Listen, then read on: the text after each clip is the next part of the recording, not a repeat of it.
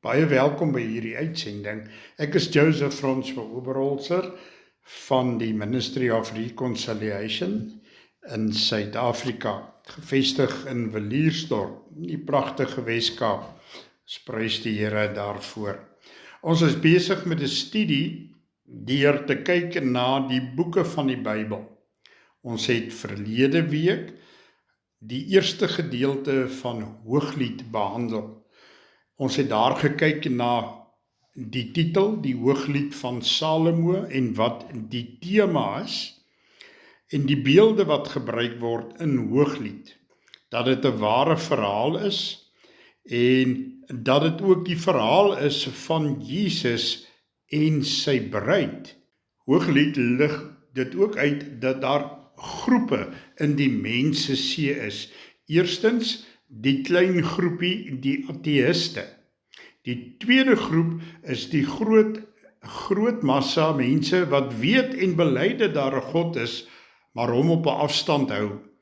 Die derde groep is die groep van wedergeborenes, die ware kinders van God. Dan het ons vervolgens gekyk na die fases in die kind van God se verhouding met hom.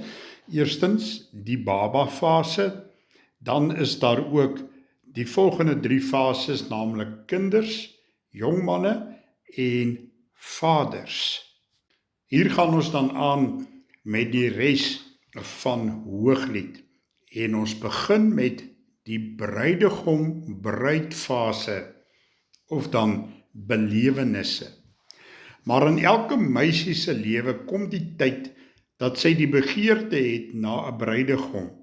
Wanneer sy daardie punt van volwassenheid bereik, kom ons sê op 21, begin sy verlange kry na 'n hartsmaat, 'n huweliksmaat met wie sy een kan word. Niks anders as 'n bruidegom kan dan daardie brandende innerlike begeerte meer bevredig nie.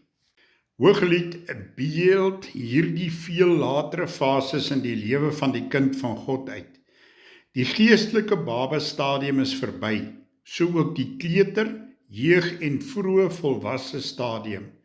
Nou kom daar 'n brandende begeerte om Jesus as bruidegom te beleef, om vir hom 'n bruid te wees soos wat ons oorspronklik bestem was om te wees, soos wat Adam en Eva in die paradys vir hom gewees het en nog veel meer. Selfs die wêreldberoemde evangelis wat 10.000 siele na Jesus gelei het, smag na hierdie diep rustig vloeiende rivier van God se liefde, na die omhelsing van God die Seun. Die kind van God is nou lank nie meer op die punt dat hy skrik wanneer die pastoor swawel en vuur preek nie. As ek dit so mag stel, hy is daarby verby. Hy kan immers nie nog 'n keer gered word nie. Ek het my oorgegee aan die Here. Ek het 'n smagting om verander te word na die beeld van my bruidegom. Ons twee moet eenders lyk. 'n Seun van 12 kan miskien doen met 'n paar goeie houe op die sitvlak, Hebreërs 12 vers 6 en 7, maar vir 'n verloofde jong dame is dit ondenkbaar om oor die bruidegom se skoot getrek en met die plathand tereggewys word. Nou smag ek na 'n liefdesverhouding met my bruidegom. Ek doen my bes en versier myself met geestelike versierings sodat hy hom in my kan verlustig, nie omdat ek bang is dat hy my sal straf as ek 'n fout maak nie. O ja, soms faal ek, maar het dadelik berou. Soos wat 'n meisie deur die skoonheid van haar liggaam haar verloofde na haar trek ek hom deur my geestelike skoonheid, die produk van sy liefde in my. Net so trek hy my ook na hom, nie deur teregwysing nie, maar deur die gloed van sy liefde, die geur van sy heerlikheid en die skoonheid van sy heiligheid. Dit alles sien ons in die bruidegom en bruidjie van hierdie boek. Vir hulle is dit die tyd van die liefde. Dit is waarom dit die Hooglied genoem word, die Hoogboek, miskien die grootste, die heerlikste boek van die Bybel, omdat dit die liefde so helder en in soveel diepte uitbeeld. Dit spreek van die kruin van jou omgang met God. By uitstek is dit die beskrywing van die bruid wat gereed gemaak word om in die ewigheid in te gaan, om in die volle teenwoordigheid van die koning in te gaan. Sy gaan om saam met hom voor die hemelse leerskare van die engele voor die kansel te staan. Sy wil hom trots maak, haar hooftoeisel, grimering, halssnoer, tabberd, sleep, skoene, ryker moet van die allerbeste wees. Ons let ook daarop dat hierdie bruid nie 'n enkele maal vir die bruidegom vra om vir haar een of ander iets te gee nie. 'n Mooi rok of skoene of huis of oorseese reis of gesondheid of 'n trop bokke of 'n wingerd nie, maar net om by haar te wees. Sy soek hom, nie sy eiendom of gawes nie, en Salomo was skatryk. Hy sou kon gee net wat die Sulamitiese boerinnetjie ook al kon begeer, maar nee, sy soek meer, sy soek hom. Let net so daarop dat die bruidegom nie sy bruidjie vra om allerhande take vir hom te verrig, sy skape op te pas of sy wingerd te skoffel en te snoei om daardeur sy guns te verdien nie. Nee, daarvoor gebruik hy sy arbeiders. Hy soek haar as persoon, haar liefde, haar teenwoordigheid, die skoonheid van haar golwende hare, die kurwes van haar liggaam, die sagtheid van haar lippe. Sy moet net gedurig by hom wees, met hom saamgaan waar hy ook al rondreis. Ons sê nie dat die werke wat ons vir Jesus verrig hom nie behaag nie, maar dat die motief, die rede daarvoor moet wees, ons rivier vol liefde vir hom. Hy kyk meer in sy bruidjie se fonkelende oë as na die beker koffie in haar hand. Kan dit alles waar wees? 'n Vraag wat sekerlik in u gedagte opkom is dit: ek kan verstaan dat die bruid gefassineerd is deur die skoonheid van die seun van God, maar hoe kan hy so hartstogtelik verlief raak en soveel mooi dinge sê van sy aardse bruid, so onvolmaak, dikwels so bevlek met sonde, elke nou en dan in die dal van mismoedigheid? Ag nee, die verhaal is nie realisties nie. Die antwoord is tweerlei. Eerstens lê dit in die wonder van die wese van die liefde, wat alles in die beste moontlike lig sien. 1 Korintiërs 13 vers 7 sê, dis die liefde, dit bedek alles, glo alles, hoop alles, verdra alles. Lees dit 'n paar maal aandagtig deur en vra u bruidegom om u geestelike begrip deur sy gees te versuim, sodat u dit van harte kan glo. Pyns en bid totdat die son vir u opkom oor hierdie kosbare waarheid, totdat dit gedurig in die skitterblink hoofletters op u kamermuur geskryf staan. Tweedens is die verhaal waar omdat hy haar nou al sien soos wat sy eendag in die hemel sal wees, sonder vlek of rimpel. Glo asseblief dat jy werklik beeldskoon is in sy oë, soos toe jy en Adam en Eva in die paradys voor hom gestaan het. Bid nog dringender dat die Heilige Gees jou oë vir hierdie waarheid sal open en jou geestelike omgang met Jesus sal nooit weer dieselfde wees nie. Ons sal net meer en meer wil word, soos wat hy ons reeds sien. Prys die Here, halleluja. Die erotiese beskrywing van die bruid. Daar is mense wat skrik vir die eksplisiete beskrywings van die bruid in hierdie boek en meen dat dit so beeldend is dat dit nie in die openbaar byvoorbeeld in die kerk gelees behoort te word nie. Dat jy eers moet rondkyk om seker te maak dat ander nie sien dat jy hierdie boek oopmaak nie. Maar kom ons gaan net vinnig terug na die paradys en loer hoe dit met Eva gestel was toe Jesus haar aan die hand na Adam gebring het. Sy het nie 'n draadklere, selfs nie 'n vyeblaar aangehad nie, niks om haarself mee te bedek nie. Dit was so bedoel. Adam moes haar sien, sodat hy haar sou begeer. Sy was asemrowend mooi van kop tot tone. Hy kon nie genoeg kry van kyk nie. Die enigste verskil was dat albei sondeloos was. In hulle het geen welis ontvlam nie. Die eenwording van hulle vlees sou spruit uit hul liefde, nie uit liefdelose vleeslike begeerte nie. Daarom dan word die bruid in Hooglied ten minste gedeeltelik ontbloot uitgebeeld. Voor Jesus staan ons nakend. As ons gees dan die vlees in ons te bowe kom, vervloei ons onheilige welis en staan ons by die lees van hierdie gedeelte op heilige grond.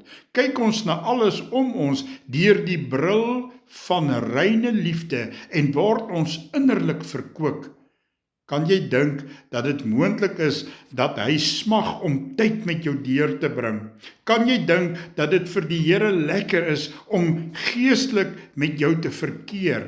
Al is dit nie so diep as wat dit aan die ander kant van die aardse begrensing sal wees nie. Hier beleef ons net ten dele.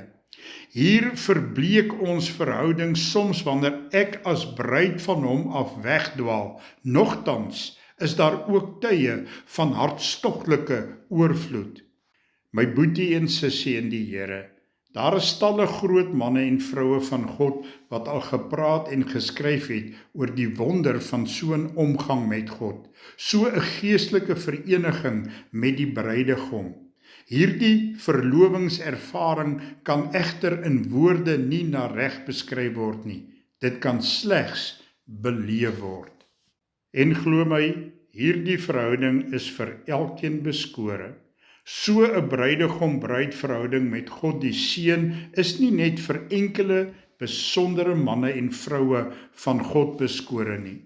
Alhoewel dit waarskynlik eers later in die wedergeborene se lewe tot volle ontwikkeling sal kom, belewe ons vanaf die dag van ons wedergeboorte reeds dikwels so ietsie van die heerlikheid van sy teenwoordigheid. Hy bewerk dit self om ons 'n voorsmaak te gee van wat ons verhouding met hom kan en moet wees. Hy laat ons die gloed van sy liefde smaak en lok ons tot 'n voller en steeds voller oorgawe, totdat dit vir ons 'n daaglikse belewenis word, totdat ons mettertyd self in ons besige lewe daarin slaag om diep tee uit die beker van sy liefde te drink. Hierdie heerlike omgang vervang ook nie die harde werk van maak van sy disippels nie, maar stimuleer dit eerder. Die werk en die verhouding gaan hand aan hand soos wat Jesus, terwyl hy uur na uur besig was om siekes te genees, duiwels uit te dryf en die beginsels van die koninkryk te verduidelik, 'n ononderbroke volmaakte band met sy Vader gehandhaaf het. Daarom ook, toe sy Vader uit die hemel oor hom gepraat het, het hy nie na hom verwys as my magtige seun nie, maar as my geliefde seun. 'n Liefdesverhouding was vir hulle belangriker as die verlossingswerk wat deur die seun verrig moes word. In die gelowige se lewe moet sy omgang met God ook voorrang bo alles geniet. Daarna kom die man-vrou huweliksverhouding, dan die ouer-kind-verhouding. Daarna eers kom die beroeps- en ander verhoudinge. Dit geld ook vir die staatspresidente en ander soortige leiers van volke. Die Here en sy gesin kom bo die staatsleier se volk en sy land. Joshua 1 vers 8 lees as volg: hierdie wetboek moet die rigsnoer wees vir alles wat jy sê. Oordink dit dag en nag en sorg dat jy alles uitvoer wat daarin geskryf staan. Dan sal jy slaag in dit wat jy moet doen. Jy sal voorspoedig wees. As elke staatshoof sy beroep so beoefen, sal hierdie wêreld in 'n paradys van vrede en voorspoed omskep word. Hoe onmoontlik of onprakties dit ook al mag klink. Matteus 6 vers 33 sê juis, maar soek eers die koninkryk van God en sy geregtigheid, en al hierdie dinge sal vir julle bygevoeg word. Kom ons kyk vervolgens na die verbeeldingryke uitbeeldinge van die bruidegom en bruid. Hier dink ons aan beskrywings soos Hooglied 2 vers 8, hoor my beminde, kyk, daar kom hy spring oor die berge, hy huppel oor die heuwels. My beminde lyk soos 'n gemsbok of soos 'n jong takbok. Daar staan hy agter ons muur, hy kyk deur die vensters in, hy speer deur die tralies heen.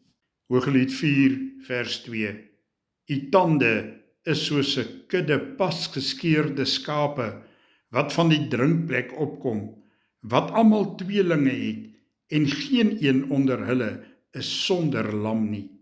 Hooglied 4 vers 4, u hals is soos die Dawidstoring, gebou met muurkraanse, waar die duisende skilde in hang, almal skilde van helde. Ons moet geestelik rats, vinnig en soepel wees om die verbeeldingryke uitbeelding van die skrywer te kan volg en wys om die bedoeling te kan verstaan, te geniet en toe te pas. Hierin is die Heilige Gees so gewillig om ons by te staan, maar Hooglied is nie vir lomerige lesers nie. Die skrywers, ons sal sekerlik almal saamstem, dat aangesien hierdie een van die 66 boeke van die Bybel is, elke woord deur God geïnspireer is. Salomo is eintlik maar net die amanuensis, die mens deur wie die goddelike gedagte gevloei het. Ons kan tereg wonder hoeveel hy daarvan verstaan het. Die Ou Testamentiese profete het baie geprofeteer oor Jesus se koms, lewe en sterwe vir 'n sondige wêreld, maar waarskynlik min daarvan in diepte verstaan. Jesus se disippels het selfs by sy hemelvaart nog gevra of sy koms ter wille van die bevryding van Israel was. As selfs die Heilige Gees vervulde hedendaagse teoloog dit moeilik vind om die boek vers vir vers uit te lê, hoeveel te meer 'n Ou Testamentiese koning. Hy sowel heel wat daarvan beleef het, want selfs 'n man soos Henog het 'n geweldige intieme wandel met God gehad. Die profiele van die twee hoofkarakters. Eintlik is daar net een karakter in die verhaal, naamlik Salomo. Hy simboliseer die hemelse bruidegom en is ook die aardse bruid. Salomo, die gesogte bruidegom. Die koning Salomo, die hoofkarakter, is duidelik, want daar word 7 maal na hom verwys. As sinnebeeld vir sy seun kon die vader nie beter gekies het nie. Salomo het die Here liefgehad, 1 Konings 3 vers 3, en was koning oor Gods volk, die mees gesiene volk op aarde. Nogtans was hy 'n nederige man wat nie na hoë dinge gestreef het nie, maar eerder dit begeer het wat die Here se saak die beste sou dien, soos verwoord in 1 Konings 3 vers 5 en verder. Ons lees saam. Toe verskyn die Here in Gibeon in 'n nagtelike droom aan Salomo, en God het gesê, begeer wat ek jou moet gee. Nou dan, Here my God, u het u knegt koning gemaak in my vader Dawid se plek, maar ek is 'n jong seun, ek weet nie om uit of in te gaan nie. En u knegt is midde onder u volk wat u verkies het, 'n groot volk wat nie getel of bereken kan word weens die menigte nie. Gee dus aan u knegt 'n opmerksame hart om reg te spreek oor u volk, om tussen goed en kwaad te onderskei, want wie sou hierdie talryke volk van u kan regeer?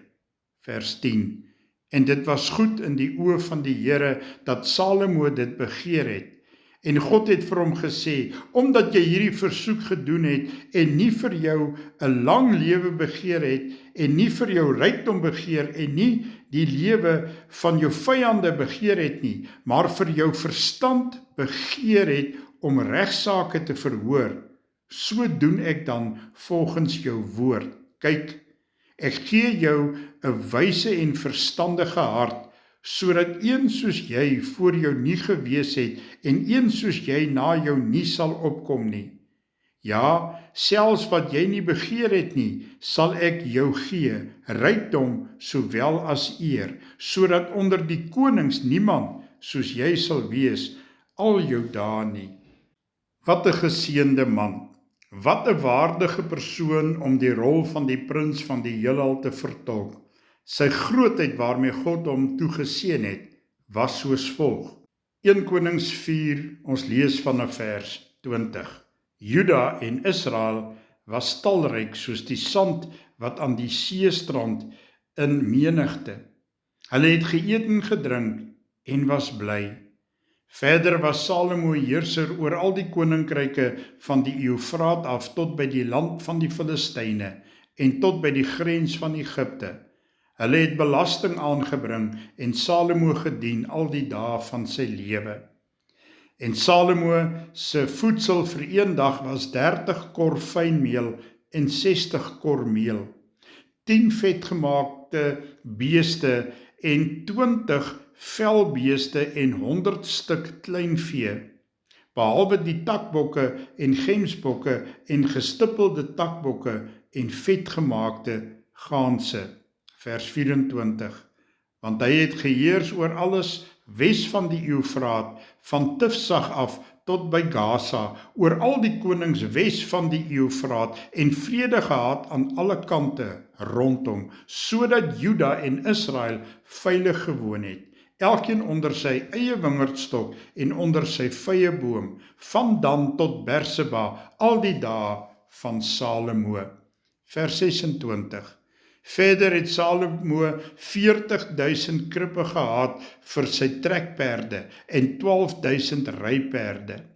En daardie bestuurders het elkeen in sy maand koning Salomo onderhou en almal wat aan die tafel van koning Salomo kom. Hulle het niks laat kort kom nie. En die gars en die strooi vir die perde en die renperde het hulle gebring op die plek waar dit moet wees, elkeen volgens sy orde. 1 Konings 4 vers 29. En God het aan Salomo wysheid gegee en 'n baie groot verstand en 'n ruimte van insig soos die sand wat aan die seestrand lê, sodat die wysheid van Salomo groter was as die wysheid van al die kinders van die ooste en al die wysheid van Egipte. Ja, hy was 'n wyser as al die mense, as Etan die Esrahiet en Herman en Kalkol en Darda, die seuns van Mahol, sodat hy beroemd was onder al die nasies rondom. Vers 32. En hy het 3000 spreuke uitgespreek en sy liefde was 1005. En hy het oor die bome gespreek van die seder op die Libanon tot die hyssop wat teen die muur uitsprei. Ook het hy gespreek oor die vee en oor die voëls en oor die kruipende diere en oor die visse. Vers 34. En van al die volke het hulle gekom om na die wysheid van Salomo te luister, van al die konings van die aarde wat van sy wysheid gehoor het. Salomo sou dus vir enige meisie 'n gesogte bruidegom gewees het. Soos ons moontlik weet, het hy later jare van die Here af weggedwaal, maar dit val buite die bestek van die boek Hooglied. Die Sulamitiese bruid. Die tweede karakter in die verhaal, die Sulamitiese bruidjie, word nie by name genoem nie. In haar geestelike rol is sy een van miljoene ander wat gesamentlik die bruid van Christus uitmaak. Vandag sluit dit vir jou en vir my in. Elke kind van God kan sy of haar naam inlees waar die bruingebrande meisietjie en haar doen en late beskryf word. Sy is nie die glorieryke Salomo nie, net 'n gewone, alledaagse, plattelandse plaasmeisietjie wat eiehandig haar tuin versorg. Tog is sy vir Salomo uniek. Daar is nie nog een soos sy nie. Hy is dol verlief op haar. So staan jou en my saak ook met die hemelse bruidegom. Skep moed, sy volle aandag is op jou. En ja, laat ons nie vergeet nie, ook die groote Salomo was ook maar net 'n mede-Sulamitiese bruidjie, en dit is uit daardie oogpunt wat hy hierdie heerlike lied skryf. Sy hoogste genot in die lewe was nie sy koningskap oor Israel nie, maar sy verhouding met Jesus, die bruidegom van die grotere koninkryk. Ons som die boek Hooglied van Salomo so op. Hooglied bevat 'n versameling liefdesliedere waarin die man en vrou mekaar se aantreklikheid en hulle liefde en hartstog vir mekaar besing. Daar is in die egte liefdesverhouding nie net vreugde nie, maar ook misverstand en hartseer. Maar die liefde is onuitblusbaar. Lees saam met my enkele verse uit die Hooglied van Salomo. Hooglied 1, vers 1. Salomo se mooiste lied. Sy, soen my weer en weer. Jou liefkosing is beter as wyn. Jou parfuum ruik so lekker, jou naam is suiwer parfuum. Daarom het die meisies jou so lief. Vat my saam met jou, kom ons hardloop. Die koning vat my toe na sy kamer toe. Hy, kom ons juig, kom ons wees vrolik oor jou. Hooglied 2, vers 11 en 12. Kyk, die reentyd is verby, die reën is oor, dis weg.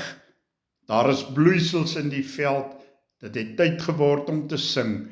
Die tortelduif se stem klink oor ons land.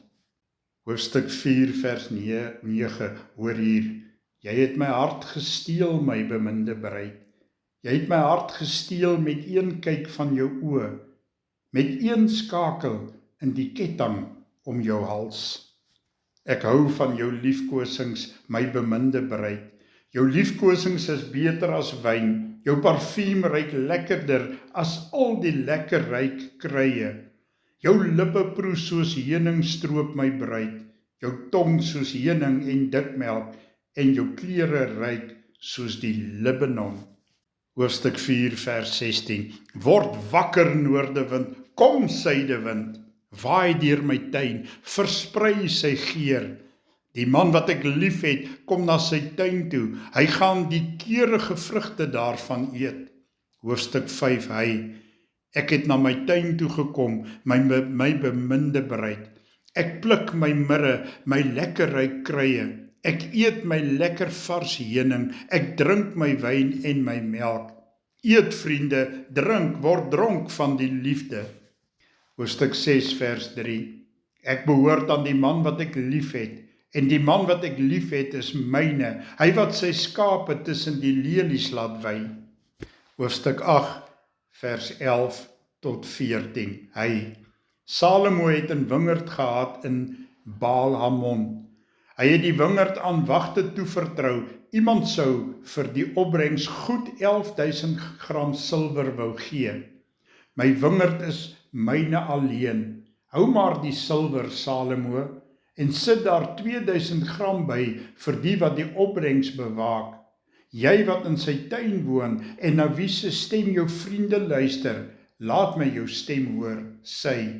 Hardloop, man wat ek lief het. Maak soos die ribbok, soos die takbok lam op die Kruieberge. Ja, amen. Hiermee sluit ons die boek Hooglied af. Ontvang die priesterlike seën. Die Here sal julle seën en julle beskerm. Die Here sal tot julle redding verskyn en julle genadig wees. Die Here sal julle gebede verhoor en aan julle vrede gee. Ek en jy is die Here se beminde.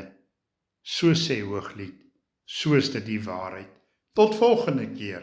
Ja, amen.